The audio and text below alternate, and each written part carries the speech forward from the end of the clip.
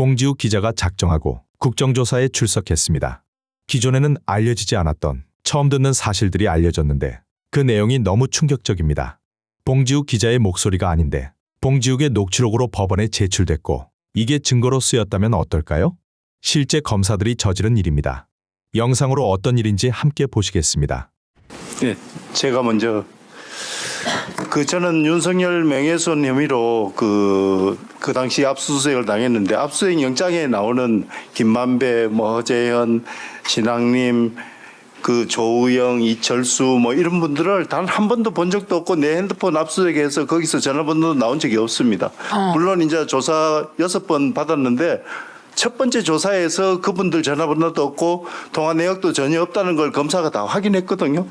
그러면 당연히 빨리 수사를 종결해야 되는데 2년간 6번이나 조사하고 아까 새벽 6시까지 그러는데 저도 10시에 가서 새벽 4시, 5시까지 6번이나 2년 동안 조사받았어요.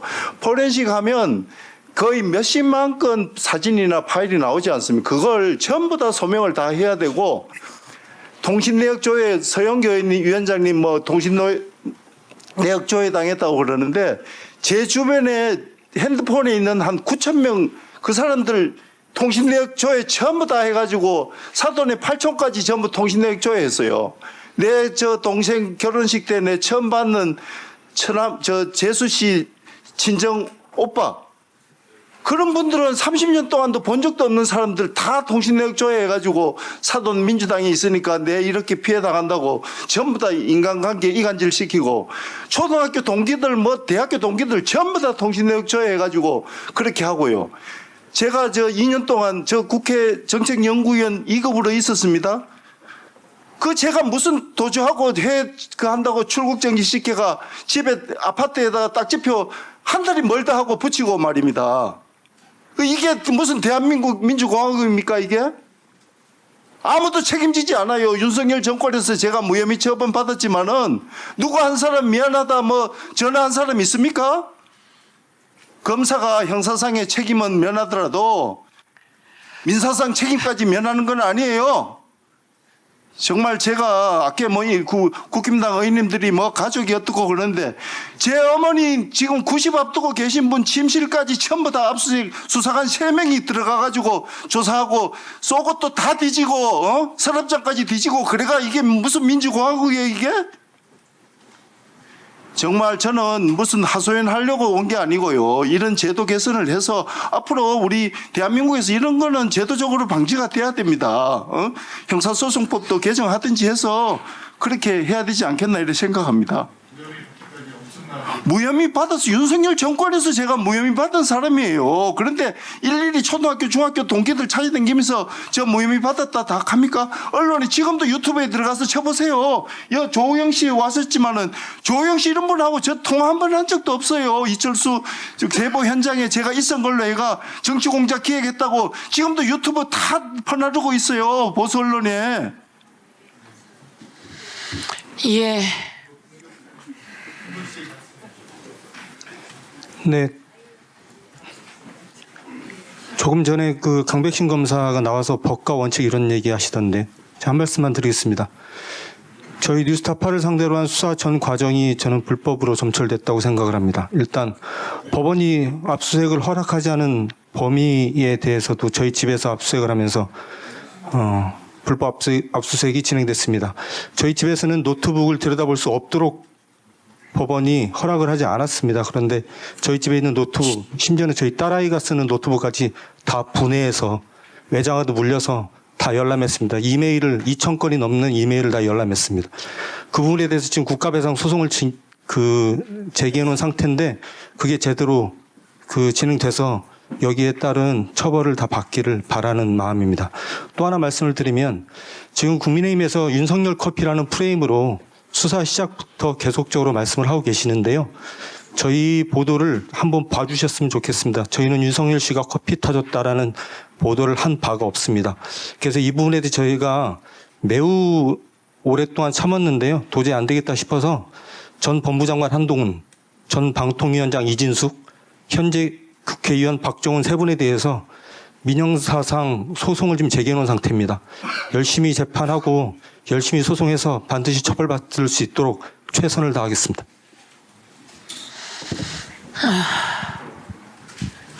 네, 아까 그 김성원 의원님께서 보여주신 그 통화 녹취서 조작, 그게 이제 강백신 팀에서 저를 수사할 때 제가 이제 제 수사 기록을 보니까 앞서 이제 대장동 사건에서는 재창희 형을 실장님으로 둔갑을 시켰잖아요. 그리고 그걸 법정에서 제출을 했는데 제 사건에서는 지금 오늘 조용 씨 나와 있지만 조용 씨와 제가 통화한 사실이 없습니다.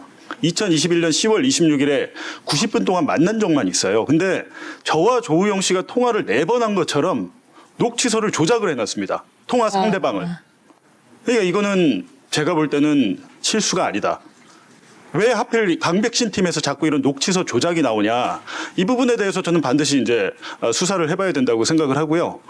그리고 지금 오늘 강일민 검사 나와 있는데 강일민 검사가 당시 강백신 밑에서 저희에 대한 이제 압수수색을 제 휴대전화 3대를 집에서 이제 가져갔다가 4개월 후에 제 휴대전화를 돌려주면서 나중에 알고 보니까 원래 휴대전화를 돌려줄 때는 제 휴대전화에 있는 전자정보 삭제 폐기 확인서를 주게 돼 있습니다. 근데 그나마 저희가 기자니까 그거라도 준 거지 일반인들한테는 그거 주지도 않더라고요. 근데 제 휴대전화를 돌려주고 당신 휴대전화 정보를 모두 다 지웠어라고 하면서 동시에 제 휴대전화 3대 중 1대에 대한 전체 전자정보를 압수해 갔습니다. 영장 없이 그걸 압수해 갔고 경향신문 이호상 기자에 대한 휴대전화 정보도 전체를 강일민 검사가 지휘해서 D넷에 올라갔어요. 강백신 팀에서 다 이루어진 일입니다. 이 부분에 대해서 해야 되고요. 저는 또 오늘 여기 이창주 수사관 중앙지검 반부패 수사관 나와 계신데 저희 집에 아침에 새벽 4시부터 기다렸대요. 아파트 복도에서. 제가 초등학교 6학년 딸아이 학교 데려다 주려고 나왔더니 8시 한 30분경에 저희 아파트 복도 엘리베이터에서 저를 기다리고 있다가 저한테 검찰 수사관증을 보여줍니다. 그래서 제가 알겠다. 아이를 그러면 일단 학교에 보내야 되니까 같이 가자. 안 된대요. 그래서 어떻게 하냐 그랬더니 부인한테 데려다 주라고 해요.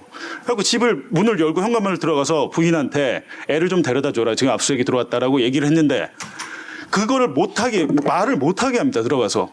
그래서 제가 영장이 있냐고 그랬더니 영장이 없대요. 에? 압수수색 영장을 안 갖고요. 그 영장 와서 지금 영장을 갖고 올라오고 있습니다. 이런 얘기를 해요. 영장이 없이 저희 집 문을 개폐해서 못 닫게 강제로 잡고 결국에 저희 애는 걸어갔죠. 학교를 늦었겠죠.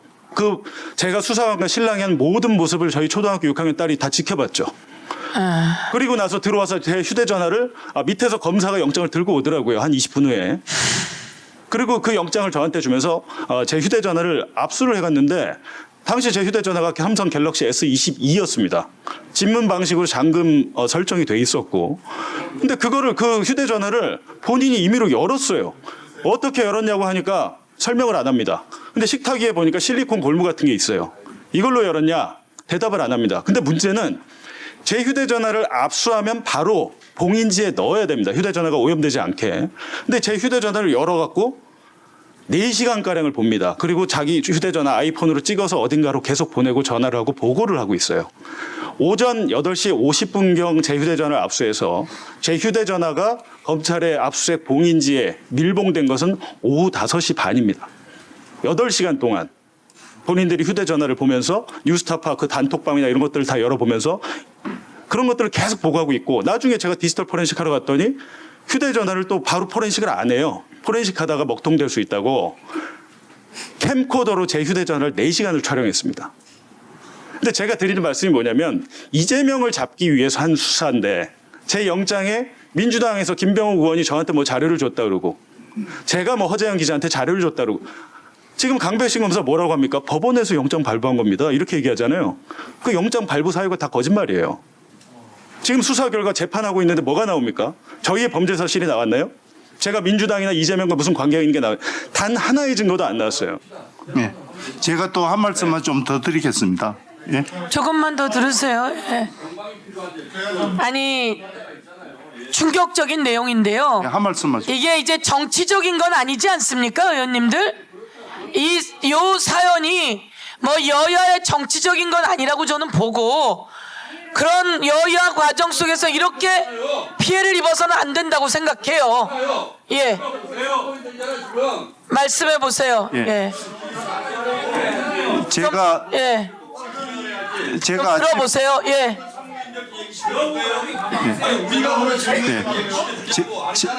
예. 예.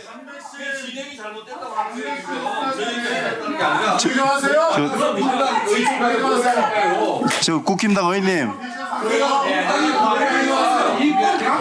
예. 김우철 참고인.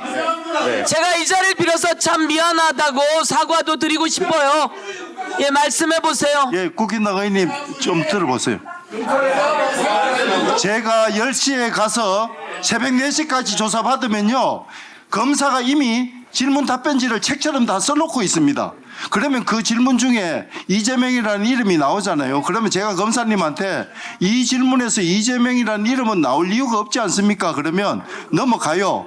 그러면 조사가 다 끝나고 나서 새벽 한 4시나 5시 돼가지고 그 이제 인쇄를 해서 그걸 줍니다. 그 과정에서 변호인 참석하에 그 조서를 다 보면 이재명 나오지 않습니까? 그러면 아까 질문할 때는 이재명 물어서 내가 그거는 관계없지 않느냐 해가지고 알았다 해놓고는 왜 이 서류에는 다시 썼느냐, 이거 지워달라 이러면요, 이거 어디 등록돼서 절대 지울 수 없다 그럽니다. 그리고는 이거 삭제 줄 긋고 지장 찍어라 이럽니다. 이런 거는 여야를 떠나서 우리가 이 선진화된 제도가 아니잖아요. 그래, 이런 거는 고치라고 제가 오늘 지적 말씀드리는 거예요. 앞으로 그러면 선거 끝나면 국힘당이든 민주당이든 당직자들이 전부 다 검사한테 가 사전에 조사받고 당무 집행해야 됩니까? 저는 엄연히 민주당 당직자고 제가 대외적으로 윤석열 명예훼손한 사례가 전혀 없는 사람이에요. 명예훼손했는 게 있으면 첫날 조사에서 이미 저는 유죄를 받았어야죠. 그런데 국힘당 그러면 당직자는 선거 끝나고 조사받습니까? 그래. 예. 네. 검사의 답변 기회를 좀 줄까요? 그럴까요? 네. 네. 아니 담배실 수사팀 싸웠다가 이 사람들이 생을 달리했다라고 했습니다. 네. 엄선도 합성하지 못한 그런 상황이 싸웠다는데 알고 계신 사람 말씀. 네, 잠깐만요. 아니 주인이 어디가서 생을 달리했다 시간을 이거 예. 김승원 의원님.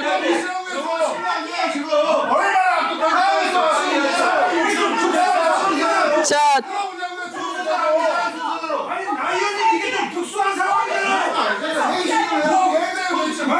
특별하잖아요. 윤석열 명예훼손 사건으로 수사를 받던 한국일보 기자가 스스로 목숨을 끊는 사건이 있었습니다. 이분은 저는 이제 수사 기록을 통해서 알게 된 거고, 제가 알게 된 것만 말씀을 드리면 김만배 씨에게 돈을 빌렸다라는 이유로 수사를 받았습니다. 그것에 대한 감사의 마음으로 아마 그분의 부모님께서 농사를 지시는데 아마 그 농산물을 김만배 씨에게 고맙다고 보냈던 것 같고, 김만배 씨가 반복해서 받는 그 과일 상자가 미안해서 과일값을 좀 챙겨서 보내준 것 같습니다. 그걸 이 분과 김만배가 작당 모의를 한 하나의 증거처럼, 그러니까 온 가족이 모여서 김만배와 작당 모의를 한 것처럼 수사를 한 것으로 추정이 되는 기록들을 제가 봤습니다. 그리고 그것 때문에 심적 고통을 느끼다가 자기 고향으로 가서 스스로 목숨을 끊은 것으로 알고 있습니다.